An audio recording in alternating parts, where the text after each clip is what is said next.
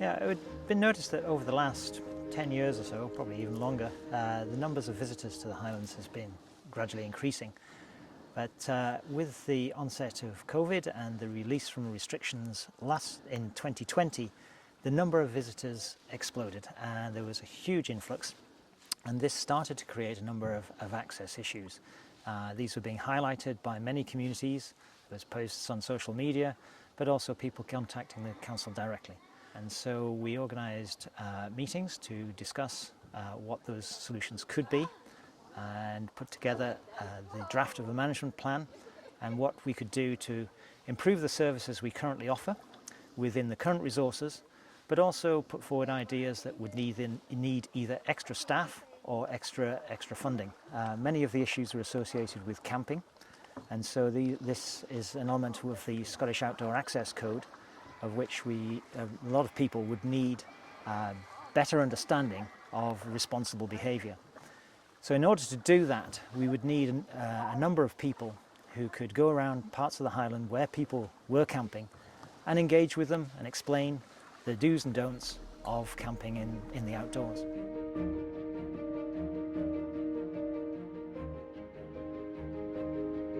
On a day-to-day basis,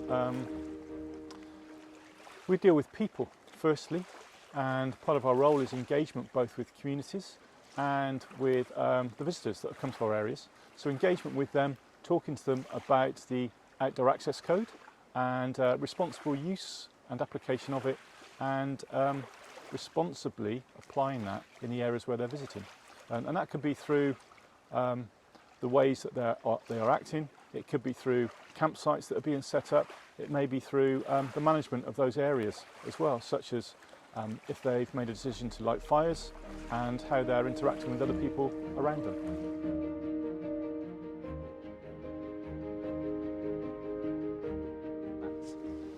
Since we started, I think there were challenges from the word go, and that's all been down to both the pandemic that we've unfortunately all been part of, and also a build-up of tourist numbers over the last 10, 20 years.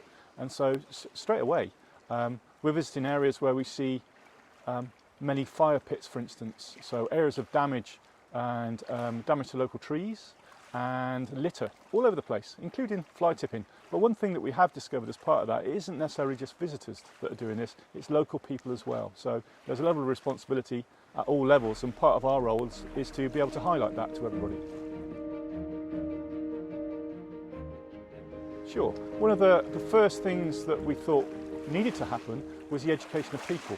And a lot of people will be coming to enjoy our wonderful areas, but not really be too aware of the correct ways to act. And a simple way to do that is provide signage. And these signs may be to advise people, maybe against lighting of fires. Now it could be that they're camping in places that are just unreasonable and unresponsible. That might be in a centre of population, close to a road, or another area where people are, or an environmentally fragile area such as the dune systems that we have up north. We don't like to use the term dirty camping too much. This is a grey area that I will touch on, but the different types of camping that we have come across, we have formal camping where people are staying in campsites and it's organised. Then we have wild camping where folks are able to leave the vehicle, move well away from any vehicles and roads and houses, and camp in the wilds, which is an amazing thing to do and covered by the Outdoor Access Code. Then we have a slightly different one. It's where people are parking up and then camping on the side of the road. That's what we more term as informal camping rather than formal camping.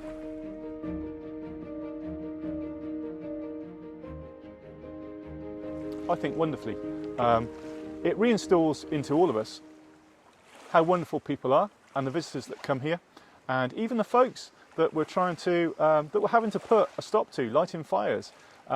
I think when they understand what we're trying to do and the message that's coming across, they really do appreciate that, and have welcomed us with open arms really, because they see the good that we're trying to do and the education that we're trying to get across, all in a positive way.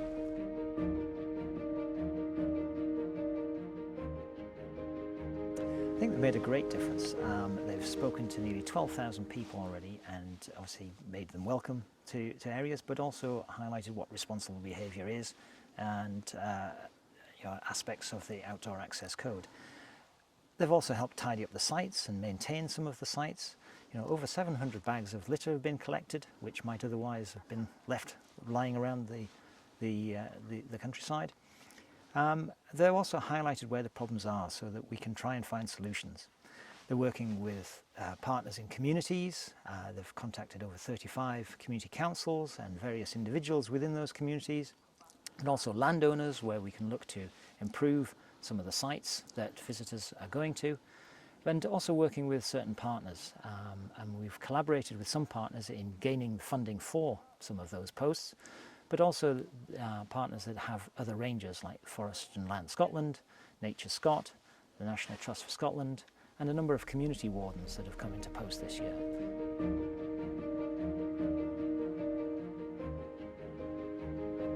Waste Management team also put forward some suggestions of how they could improve their service and in respect of what they can do for visitors. So they have increased the number of collections they make and also put out extra bins and changed the style of the bins in certain locations. They've also employed 4 extra operatives who will, in between the bin lorry collections, will go out and replace bins when they're full. Now, when our rangers find bins overflowing or that extra litter collections are needed, they will inform the waste management staff, and so we can have a coordinated approach in the collection of litter.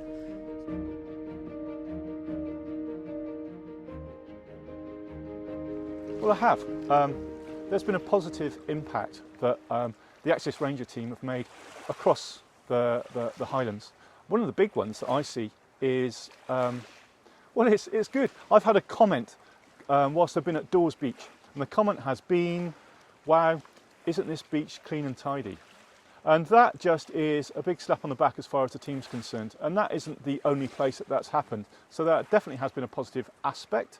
The areas that I've been concerned about with regards to fires and people responsibly camping in areas, it's taken 4 months, but at this point now, what I see is areas that are being a lot more responsibly used. They're cleaner, we're not pulling out as much litter, and people are doing the right thing. So yes, it's been positive, but there's an awful lot more work to do with regards to the education of people continuously as they come to visit our regions.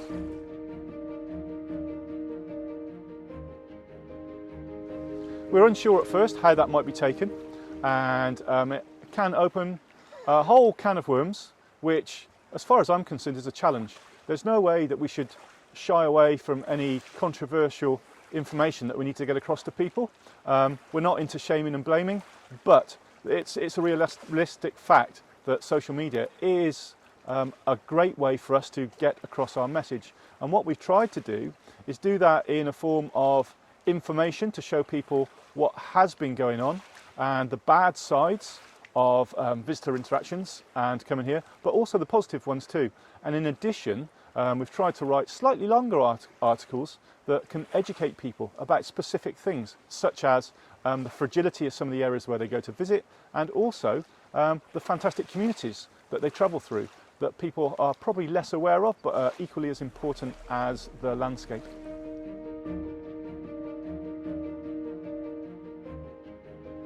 I enjoy its great variety and working with so many great people.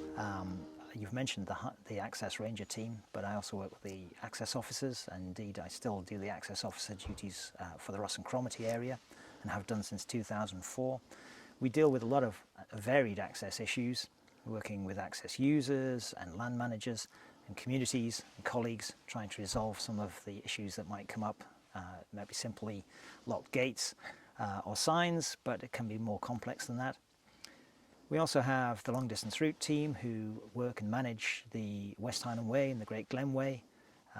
The great bunch of guys that are out there in all weathers, making sure these long distance routes are in a good condition for the many users that enjoy them.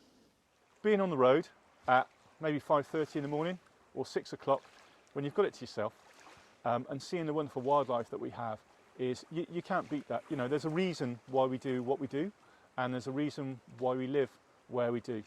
And Scotland, and especially the Highlands, is possibly, and this is coming from someone that's travelled all over the world and lived all over the place, I think is the best country in the world for anybody to be in. And it just pulls my heartstrings every single time.